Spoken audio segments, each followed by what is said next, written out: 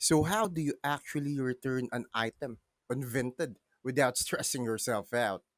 Just go to the website and go to your inbox and tap on the chat for the order you're having issues with. Right below the item, hit problem with order and choose what went wrong, whether it's damaged, not as described, or totally off size.